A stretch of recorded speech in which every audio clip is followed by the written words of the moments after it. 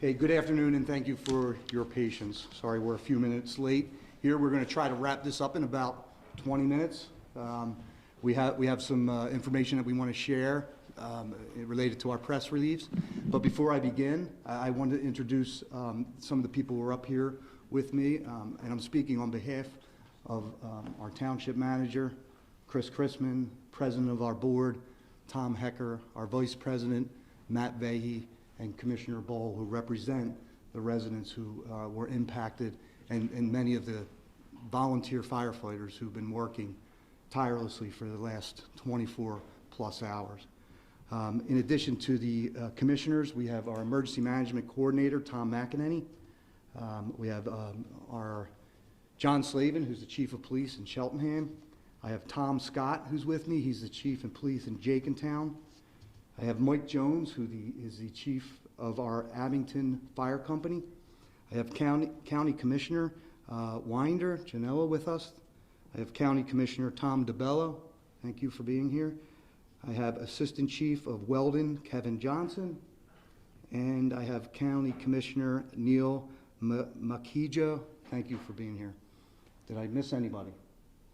And I do have my two deputy chiefs, Ed Quinn and Chris Porter. A quick recap. We stood here this morning to talk to you about the fire that started last night at SPS around 9:45. Our Weldon firefighters were first on scene, and they were able to successfully evacuate 60 employees. During the course of the night, we had a remarkable 68 fire companies from around the area come to assist us. Most of those firefighters are volunteers. We thought that we had this fire under control, but we continued suppression efforts until about 10:30 this morning. At 10:30, there was a change in conditions and there was a flare-up. When you look at the size of this building, some 500,000 square feet and multi-layers, the difficulty to access our firefighters out in that weather and with equipment, it's very difficult for them to completely extinguish this fire. So around 10:30, when those conditions changed and we saw a heavy smoke condition, we continued to fight the fire with more companies coming in, and we were able to get it under control later in the afternoon. That's when we had that window of opportunity after consulting with Hazmat and the DEP and the EPA. We thought it would be prudent, using their advice and the incident command system with everybody at the table, that we would have a voluntary evacuation of a 5-block radius from where the fire started. I'm told from our lieutenants and officers and other surrounding departments who are working with us that they are almost completely finished the evacuation. Many chose to self-evacuate. Some took up our offer to go to Cheltenham School District and Abington School, using Abington school buses. But at this point, that's been a successful operation. I just also want to mention that we have the ATF National Response Team that's responding to assist our fire marshal and our AP detectives in this investigation. We're not looking at really any criminal thing, but the origin, they're working to see if they can provide some information on how this started. Another thing that I think is important for you to know is that the hazmat teams and the DEP are continuing to do air quality tests. So far, all of those have been coming back positive for us, so I wanted you to be aware of that. And ultimately, the question has come up, like, why did you change course? You know, we were very confident this morning when we were talking that, you know, that through the efforts of our firefighters and all the teamwork, that the fire was almost under control. But with the flare-up and the opportunity, once we were able to suppress that, and not knowing, because it's a chemical fire, unpredictable, that if this flare-up were to come up again, we're not sure. You know, we do know that they use very harsh chemicals, right, in the aeronautical engineering process of making bolts and fasteners. So out of an abundance of caution, we made that decision to self-evacuate. So if, I think I covered most points. I just want to check my notes for, I want to take one more opportunity in case this does not come up. You know, many people in our community are frustrated, you know, not knowing, you know, what's the difference between a mile, the 5 weeks, is this arbitrary? Well, we're doing this based on what our hazmat professionals are telling us, what our friends in the EPA tell us. And there's a really important point where I think people, we don't think about it until we have an emergency. It's like, why wasn't I notified, or how can I sign up for these alerts? So I just want to try to encourage everybody, not just in Abington, I know the county commissioners here would promote this also, but the readymonco.org. If you use that readymonco.org, if you proactively do that, it gives us an opportunity with Tom McEnany and my colleagues up here to share critical information, because we're all getting questions. I have family and grandchildren that live pretty close to where this fire was. And we, as a profession and elected officials here, there's nothing more important than us protecting the members of our community and giving them all the tools and information that they need to make responsible decisions. So that's what I wanted to start out with, those remarks. We will take some questions. I have some experts up here. I have the Abington chief, who Tom Scott was a lieutenant with us, but most of the evacuation zone is in the Abington borough, according to the projections with the wind, and that's how we came up with that area. Excuse me. Yes. I'm sorry. Okay. We've been running. Oh, no problem. Thanks, everybody. Okay, we're going to start all over. Just kidding. So I hope that I just wanted to give you a brief overview of where we are today and why we made those decisions, and we made those decisions together as a team up here. So if there's anything, any clarifications, any questions you have for any members here of our command staff, our elected officials, I can't thank the county enough for all the resources that they send, and I can't really say enough about volunteer firefighters. You know, it's amazing the work that they do. Get paid nothing to get up in the middle of the night and motivated by just loving and caring for their fellow citizens. So we're really blessed here in Abington to have an all-volunteer firefighter companies, which is really unusual. So at this point, the fire is still burning, and what do you say to people who are trying to get in to get a look at it? Yes, we have officers from across the county that have come here to help us with a strong perimeter. We tell them, please stay away. You know, don't take any unnecessary risks. You know, we understand there's some people under stress that want to get back into their neighborhoods and we're trying to be reasonable and help people do that, facilitate that safely. But the message is stay out of that area, allow our firefighters and our emergency workers to continue to fight this fire until we can completely extinguish it. I didn't know how difficult that was. And then earlier today, we did see, obviously in the Jenkintown area, there's a pretty good perimeter set up with police from all over the county, and it looked like people weren't allowed to go down the streets. Were people eventually allowed to go and get what they need or return to their homes if they wanted? Yes, you know, we are being reasonable with folks that need to get, especially medicines. There's a number of people. We cannot force people out of their homes. We can only encourage, facilitate, and try to educate our community. But it would be unreasonable for us to go, especially as police officers, to take people out of their homes under these conditions. Do you know how many residents are affected in that 5 block radius?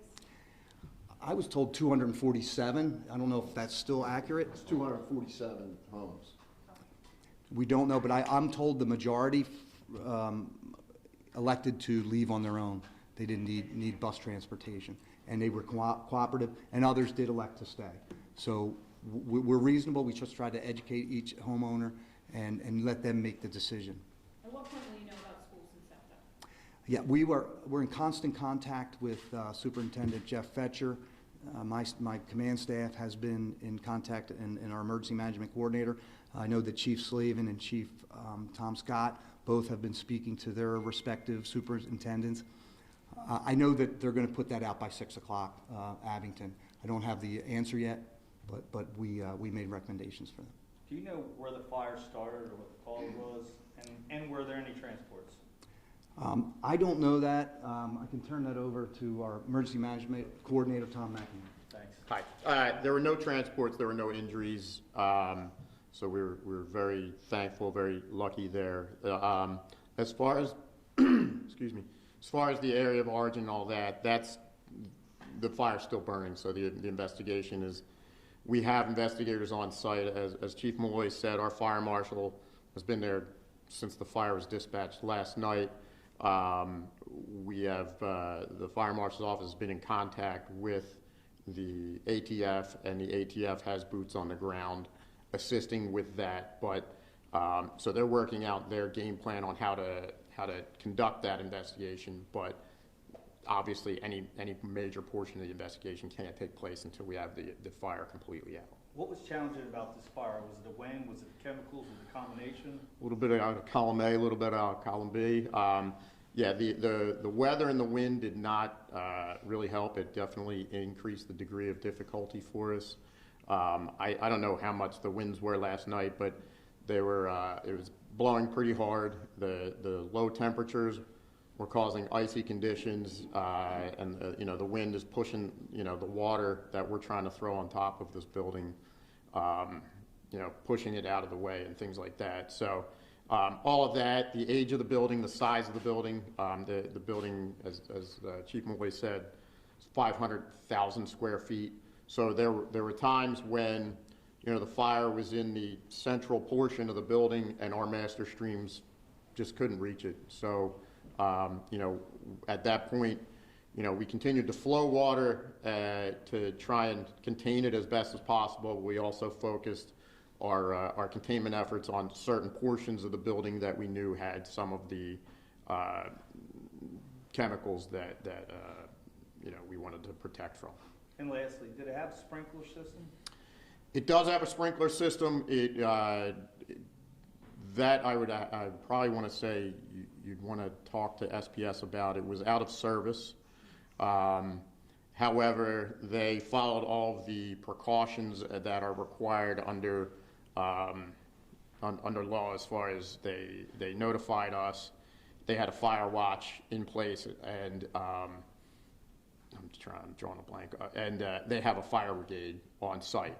So with those precautions in place, that allows them to be able to continue to operate even when the sprinkler system was out of service due to a maintenance issue. Who was doing the testing of the smoke? Where were they doing it from, and how often? So we had hazmat teams from Montgomery County, Chester County, Bucks County, Delaware County on site at different points. We've had at least 3 different hazmat teams on site the entire time. They were doing air quality testing both inside the perimeter, where the actual firefight was occurring, as well as out into the neighborhood where the wind was taking any of the smoke. Mostly Jenkintown. Yes. The way the wind was blowing, it was almost completely Jenkintown. Yeah. How often were they testing?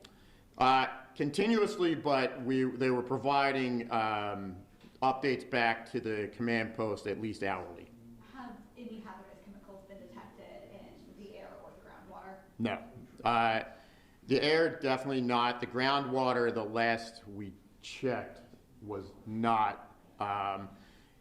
SPS had 2 different environmental containment companies on scene, beginning to work on that portion of the operation. That was hindered somewhat due to the flare-up. So I don't have a status on how successful that was at this point. What chemicals are the hazmat teams monitoring for?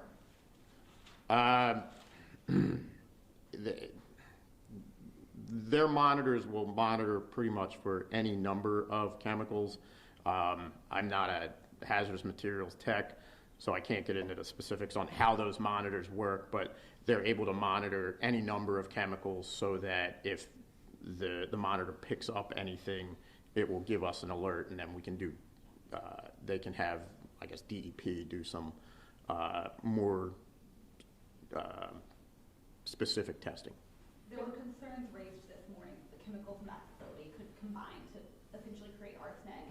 Is that still a concern at this stage? At this point, we believe we have it, so that is not, I don't want to say nothing is a concern, but we believe we have it contained so that that is not a likely scenario. The flare-up that occurred in a different part of the building from where that was a concern this morning. So that's why we're, saying that there's nothing, there's no givens, but based on what we're seeing right now, we don't see that as a likelihood. Do you believe any workers or first responders were exposed to hazardous chemicals? Well, every fire that any firefighter ever goes to, they're exposed to hazardous chemicals, which is, I believe, why the state has the Cancer Presumption Acts and things like that, because of all of the different things you're exposed to in any number of fire scenarios. So this fire is no different than that. Have there been any problems with this facility in the past? Nothing major. I can think in my 25 years as a firefighter here in Abington Township, maybe 3 fire calls that I can recall off the top of my head. 2 of them involved one of their machines overheating and causing a relatively minor fire, and then another was in I believe they call it a mixing shed that was separate from the building. And that's, like I said, that's over a 25-year period.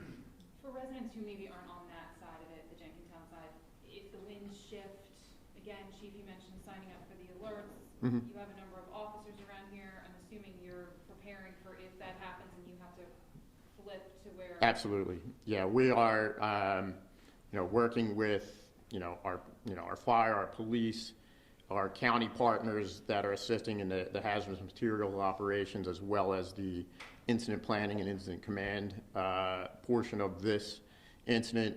And yes, we are sort of gaming out those types of scenarios to be sure that if something happens, we can adjust our tactics accordingly.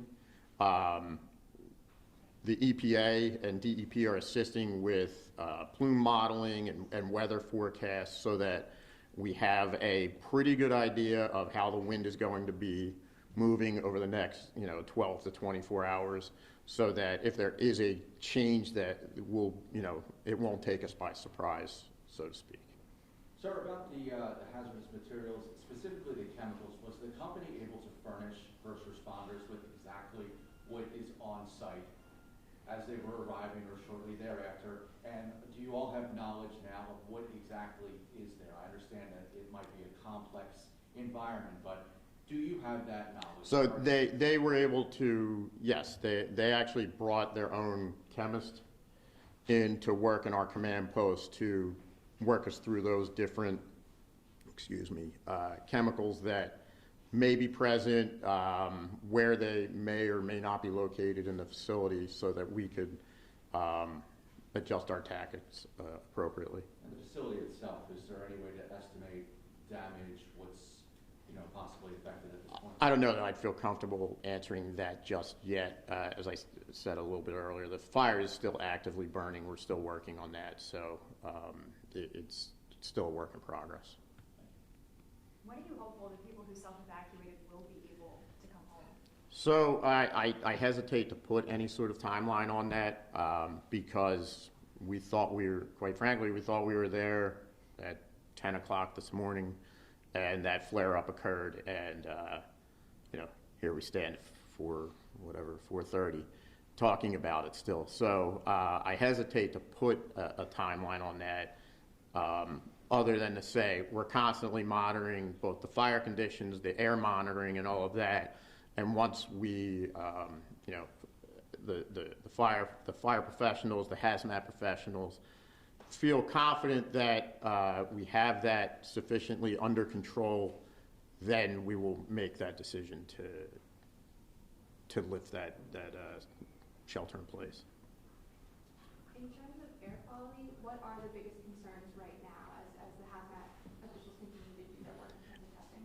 Well, they're obviously they're using their monitors that can monitor for, you know, any number of different chemicals, and then, you know, as with any fire, any sort of soot and things like that that are just part of a fire. So, you know, with the higher winds, you know, that's where we're focusing on, you know, our partnership with, you know, hazmat team, the DEP, EPA, to give us an idea of where to be monitoring, and so that we can continue to make sure we're covering all our bases.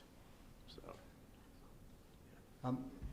We tried to keep this at 25 minutes, and so I appreciate, and I just wanted to advise everybody that our assistant manager is working with other members of our command and the fire companies and the EOC to provide updates every couple hours on our website. We'll continue to do that, and I want to thank Ashley and the team for doing a great job, and for what you guys do to help us keep our community informed. So thank you so much. Oh, I'm sorry. Chief Scott wants to make a quick statement on behalf of Jenkintown. So just so everybody is aware, I was confirmed right before we walked out here that the Jenkintown School District will be closed tomorrow. They are within a close proximity to the evacuation zone. In addition, we want to thank a lot of the partners, especially private partners that assisted us. The Highland Restaurant down in Glenside has been unbelievably helpful to all the first responders, providing food and shelter for the command post and other resources for us. So we want to thank him. Dan Katz is the owner, and then also thank all the partners here. Obviously, Jenkintown's a very small borough. We need our partners to help us in making decisions like this to evacuate. In 30 years of working in public safety, I've never been involved in an evacuation. So this is new business for us. So, but we want to make sure we do it right. We want to make sure we keep our citizens safe, and that's obviously what the goal is for today. Chief, just a logistical thing, I'm sorry. Next briefing or update that you know of, that just so we know? We're not planning to, but within 2 hours, we'll provide updates on our website through Ms. McElvain, our Assistant Township Manager. It'll be shared also on our police website.